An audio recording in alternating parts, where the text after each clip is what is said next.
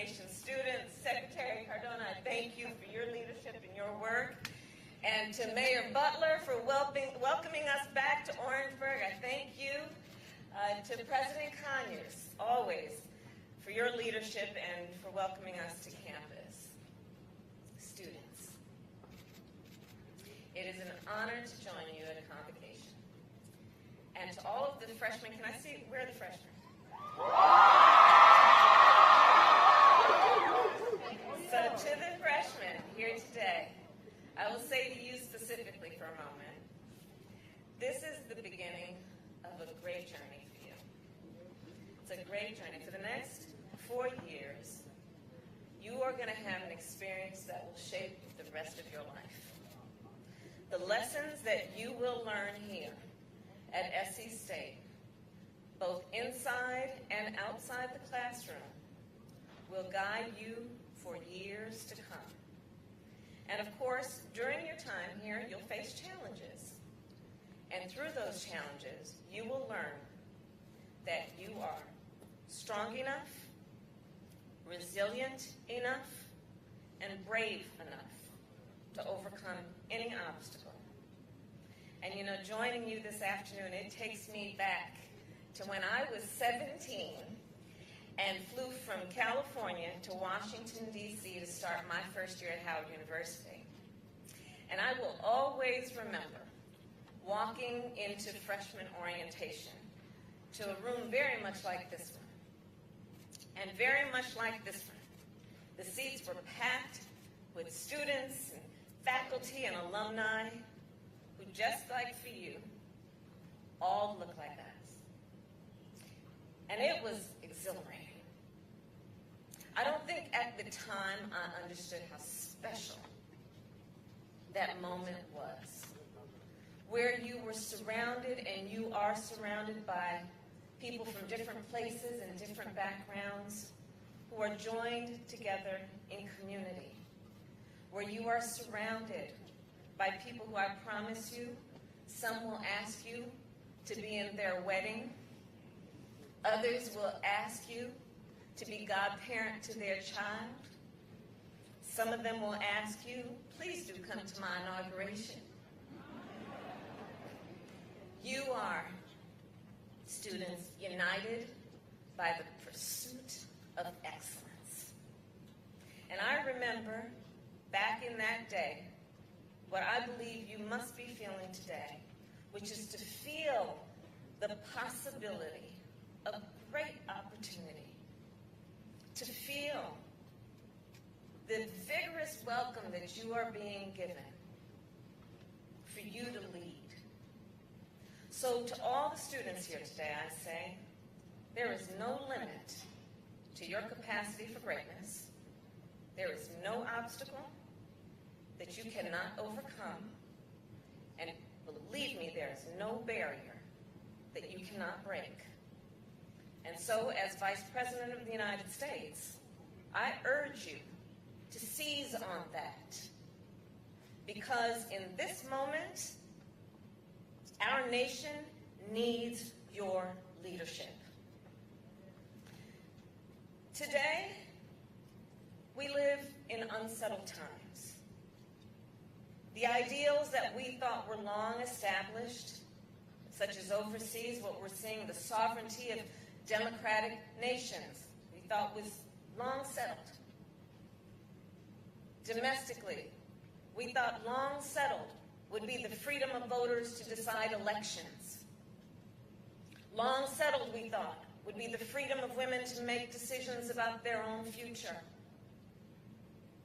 We thought we could take for granted what constitutes the truth. But these ideals now hang in the balance. And in moments of great crisis, our nation has almost every time turned to our young leaders to help guide us forward. Just remember, John Lewis was only 23 when he spoke during the March on Washington. 23.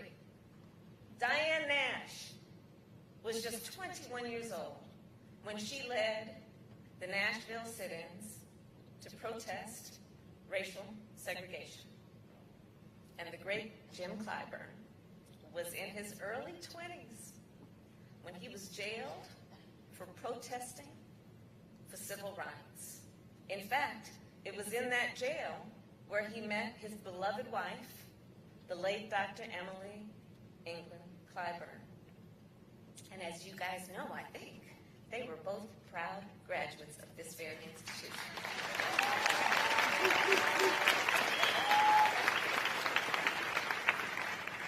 So that to say, students, we turn to you once again.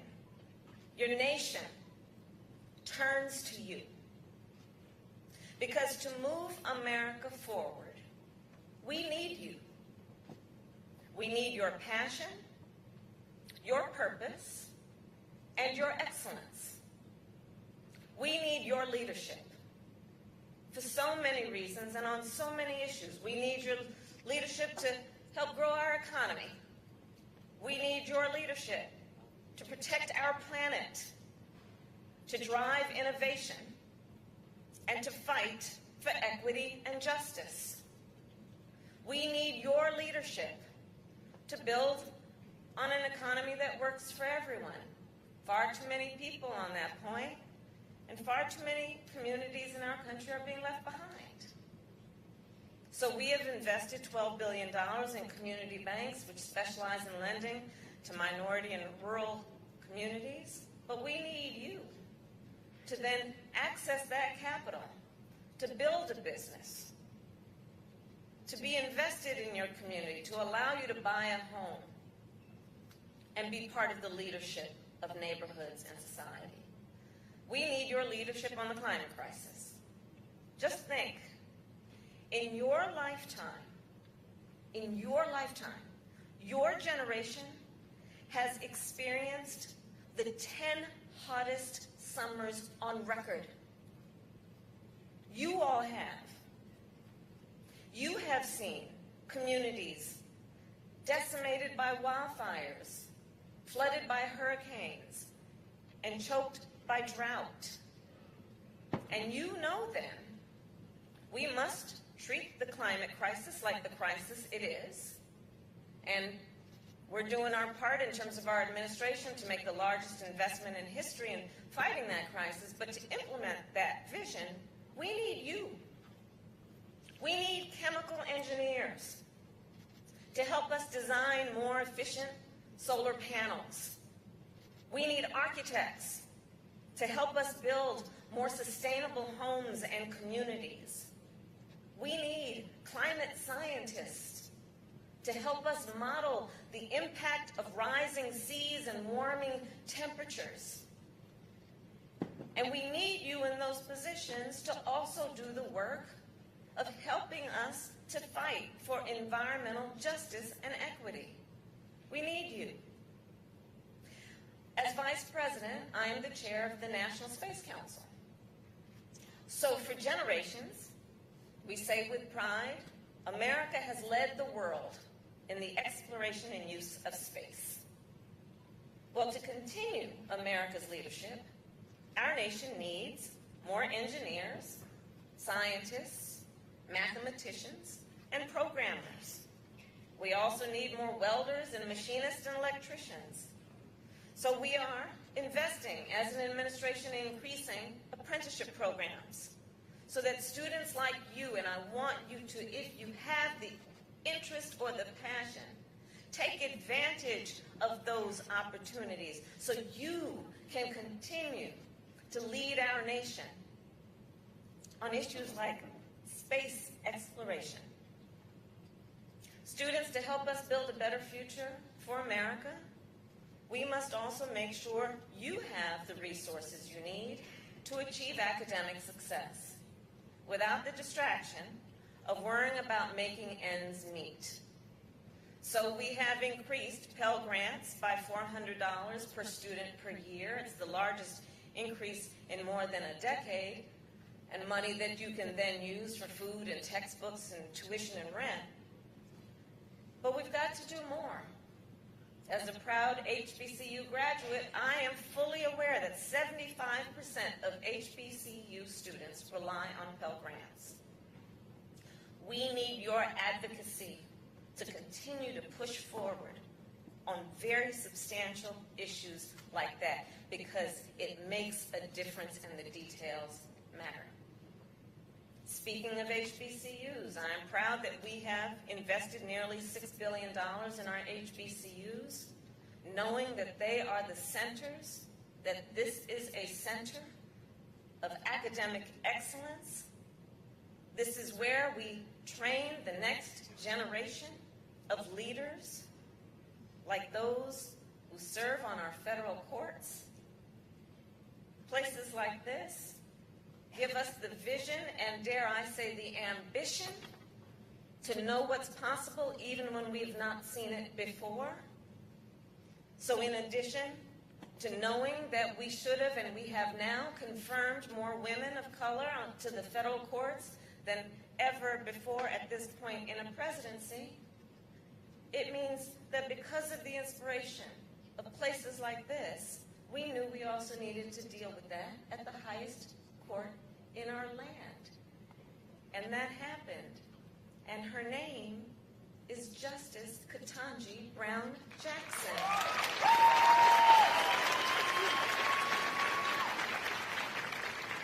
The President and I also know that you cannot help us build a better future if you are buried under a mountain of student debt after you leave here. And that is why we have announced that we will cancel $10,000 of federal student loan debt.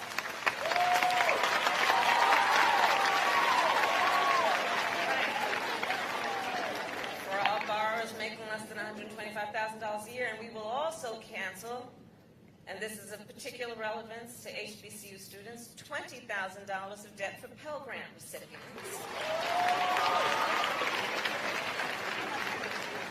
And it's important for you to know that this loan forgiveness does not just apply to graduates. It also may apply to many of you sitting here right now. So if you received, please take note of this, if you received a federal loan before July 1st of this year, you are eligible. If you have a friend or a sibling or a cousin who acquired that student loan debt to the point that they may have had to leave before graduation, you needn't have graduated to apply for the debt relief. So please help me get the word out so folks can take advantage of that. And all of this to say that since we took office, we have made real progress. And Madam President mentioned the path leading to us taking office came right through this beautiful university. So let me be clear then. We have seen great accomplishments, but we still have a lot more work to do. We still need to make, for example, community college free for all people. We know that access to quality education should not be determined by whether or not you can afford it. We still need to make sure all people can access the health care that they need, especially mental health care.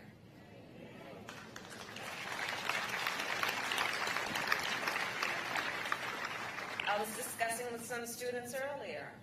Access to mental health care should be a right and not just a privilege of those who can afford it, and let's be clear about it. That's health care.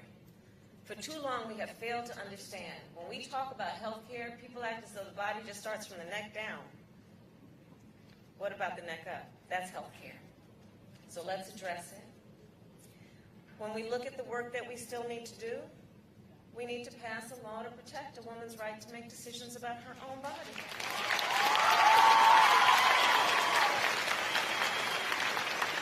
Without government interference.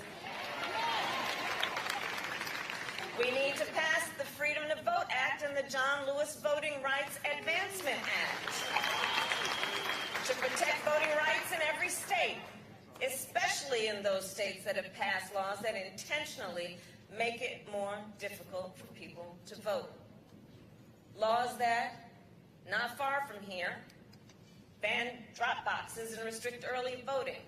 Laws that states are passing making it illegal to give folks who stand in line to vote, food and water, undemocratic laws, un-American laws. And on that topic, I'll tell you, so as Vice President, I'm also the President of the United States Senate. And in that role, I broke this is for the historians here, I broke John Adams' record of casting the most tie-breaking votes in a single term. So for context, this kid who was born in Oakland, California and graduated from an HBCU just broke the record of John Adams. I think we should all fully appreciate history take a turn. And I'll tell you in that capacity that I cannot wait to cast the deciding vote to protect voting rights in women's health. Yes. So there is more work to be done. And the work includes something that affects the students here and young people across our country. We still have to address the epidemic of gun violence in our nation. Because all communities have a right and should be able to live free from the fear and the terror of gun violence. And to accomplish those goals, we need you. I have talked as Vice President directly with 100 world leaders, in person or by phone, presidents, prime ministers, chancellors, and kings. And they have asked me in those conversations, in this moment of great uncertainty, how will our nation, how will you as Americans respond? Well, I think that is a question we all have to answer together. And that is a question undoubtedly and invariably you will answer.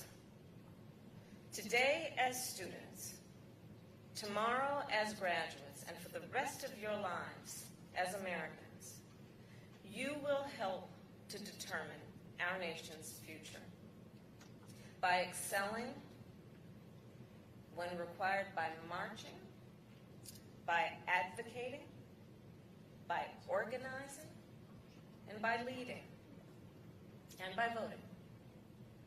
In our democracy, your vote is one of your most powerful tools for driving change. So given that today is National Voter Registration Day, please make sure that you each are registered to vote. There's a website, vote.gov, because there is an important election happening in 49 days, and so much of what we discussed here is on the line.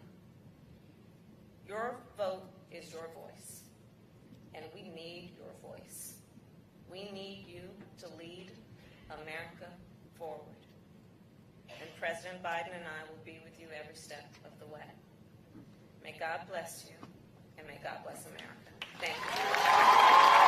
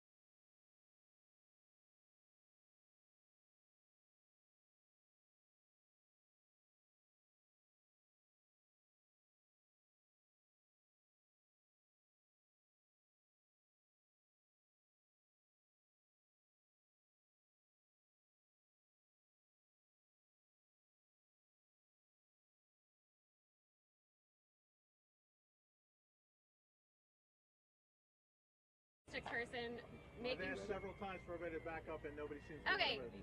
can we just, everybody take a step back if you can. If you have a camera, please, let's keep the horseshoe wide. This is a huge amount of press for us here in big, Delaware. guys, like giant steps back so everybody can get a shot. All right, and as I stated before, this plane that just landed.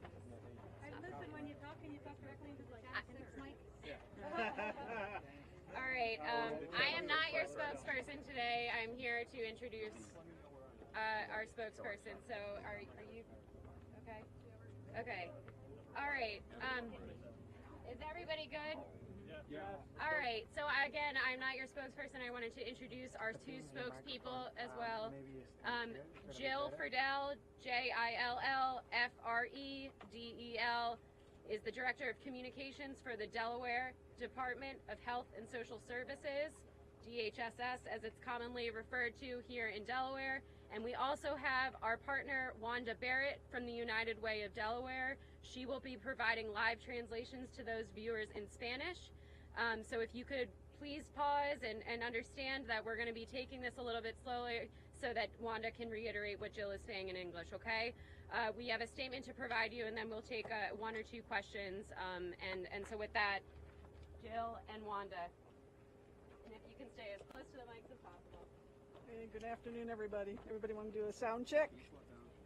Good, go for it. All right. Good afternoon, everybody. Welcome to Delaware. We have heard and seen the reports that all of you have seen, and we are here as a state to support people who might arrive in Delaware. We're prepared to offer them the services and the supports they need, but it's a humanitarian effort on our part. We want to support people who might arrive in our state. We have no reports of anyone arriving at this point, but we do have those preparations ready. And I'm going to pause for a minute because I just said a lot for Wanda. Buenas tardes a todos y bienvenidos y gracias por estar aquí. Estamos aquí esperando que las personas lleguen. Estamos preparados en Delaware para recibirlos con brazos abiertos y darle una buena bienvenida. Hasta ahora no sabemos por dónde va la transportación, pero estamos aquí preparados para recibirlos. I think what's a really important message is to thank all of the partners across our state who have stepped forward to offer their supports and their services. We are ready to go. We are prepared. And just a big thank you to all of those partners who have stepped forward. We expect that there will be more partners that want to step forward, and we encourage them to connect with us and offer their services as needed. And in that regard, I'm going to pause again for Wanda. Sí, le estamos agradecidos a todas las entidades que se han unido a nosotros a estos esfuerzos. Estamos en el llamado y estamos todos unidos para poder unidos ayudar a este grupo de personas. Así que le damos las gracias a todos los que han dicho estamos presentes para asistir. And I think one of the big questions that people have is how can I help? And we are, at the state of Delaware, we are going to centralize donations, again, with our community partners. We will have that website up shortly at delaware.gov, but it's not quite ready to go. But we do encourage people. We know they want to help and offer assistance in many different ways, and we will have that centralized donation website ready to go fairly soon. Estamos recibiendo llamadas y pedidos de cómo pueden asistir y cómo pueden ayudar. Estamos preparando el enlace donde se podrá donar y ayudar. Estamos en ese esfuerzo, tratando de tenerlo lo más pronto posible para entonces a través de delaware.gov ustedes van a ver el enlace donde puedan asistir a nuestros hermanos que llegan a Delaware. Thank you, Wanda. And with that, I will take a couple of questions. Priscilla Alvarez with CNN. Has there been any outreach to the state of Florida to confirm whether a flight is coming, and what has your correspondence been with the federal government, including the White House and the Department of Homeland Security? Our response is in Delaware, and we are making preparations, and obviously we are ready to go, working with community partners, working with state agencies, and we are prepared to receive visitors if they should arrive. And that's as far as we are making the preparations. We've seen the same reports that you have seen, and we have made those preparations, and we are ready. Was the governor notified by any officials in Texas or Florida about this potential flight? I think, Randall, well, first let me pause for Wanda to answer. Quiero contestar a la pregunta que hizo la reportera relacionado a si tenemos información sobre el vuelo. Tenemos la misma información que la prensa tiene, pero sí estamos preparados con nuestras agencias sin fines de lucro, más la comunidad está esperando, estamos preparados para recibirlo. Hang on, we're going to let this plane pass.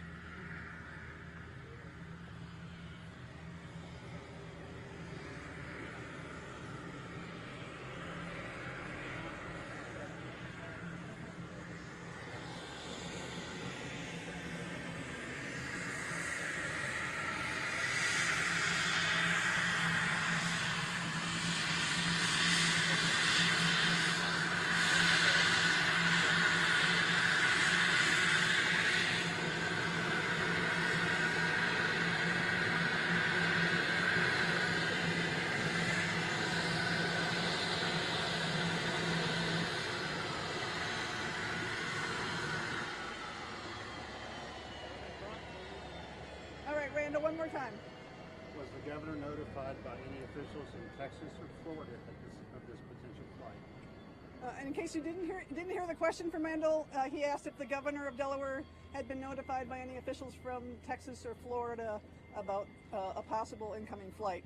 And the answer is no, that the governor's office has not received any outreach from either Texas or Florida. Hey, Meta Bustillo with NPR. You say that you're prepared to take these migrants. Explicitly, where are they going to go? What services are you going to give them? Can you give any details on what you're preparing to do? I think the primary thing that we want to offer is compassionate humanitarian assistance.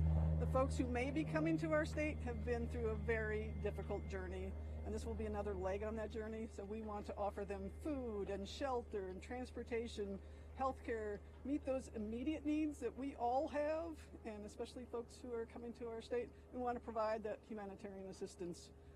As far as specific locations, we are still in that process of setting things up, and nobody has arrived in our state, so we're not going to get into those details. No, le voy a contestar la pregunta al caballero que hizo primero, si el gobernador, la oficina del gobernador ha recibido alguna información de Texas o de la Florida relacionada al vuelo. La señora Jill ha notificado de que todavía no ha recibido nada, sabemos lo que ustedes saben. Y la segunda pregunta ha sido, ¿cuáles son los recursos o tienen una idea cómo se podrá ayudar a estas personas que llegan? Estamos preparados para cualquier necesidad que ellos tengan. Primero tenemos que identificar cuál es la necesidad y entonces están todas las agencias sin fines de lucro preparadas para asistir, sea con un techo sobre su cabeza, comida, ropa para ellos. Estamos ready. How about one more question? I'm Kevin Andrade from Maxima, the local radio station here in Delaware. Hi, Kevin. We want to know how long is going to the state of Delaware pay for them to stay in a hotel or any shelter, food or anything? Is the preparedness in order to make sure they are going to find jobs, that the state of Delaware is going to provide some kind of income for the next few months, or how long it's going to take this? Thanks for that question, Kevin. And I think our primary goal is first, someone has to arrive in our state. And we have had no one arrive yet. Should they arrive, should people arrive in our state, we are prepared to meet their immediate needs, whether those are housing, shelter, do they need medical care, do they need transportation, do they need food? We are prepared to meet all of those needs, and we'll do that as long as it takes. Are you preparing to send them somewhere else? No one has arrived. We're prepared to meet their immediate needs. Should they arrive in Delaware, and we will work through that. We provide social services. We'll deal with the social services and meet those immediate needs, and then we'll deal with all of the rest of it after that. Thank you very much. Thank you, everyone. Okay. Bueno, lo último que dijo la señora del Departamento de Salud del Estado de Delaware y Servicios Sociales es que no ha llegado todavía nadie, no saben cuánto tiempo van a servir, van a ayudarle a las personas.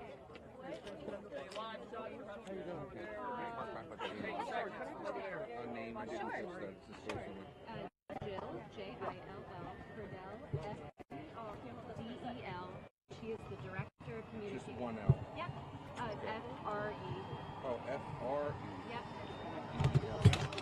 And she is the Director of Communications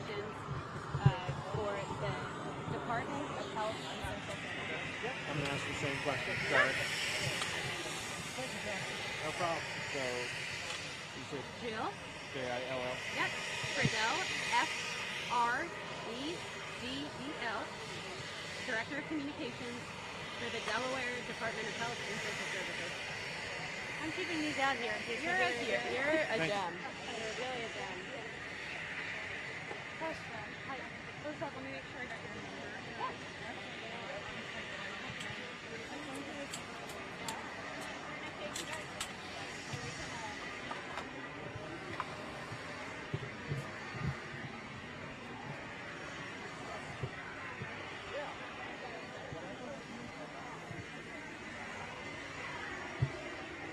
There you go.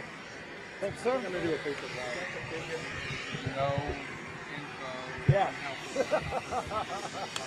don't know. I think it's been pretty unhelpful.